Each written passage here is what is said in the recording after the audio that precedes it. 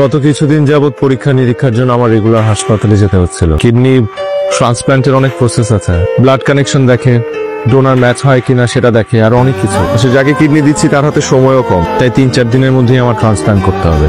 বাকি কথা তো আপনি ডক্টরের মুখেই শুনেছেন। আপনার টাকার এত প্রয়োজন যে কিডনি বিক্রি করতে হবে? টাকার কান্না প্রয়োজন, রাজারও টাকার প্রয়োজন, প্রজারও প্রয়োজন।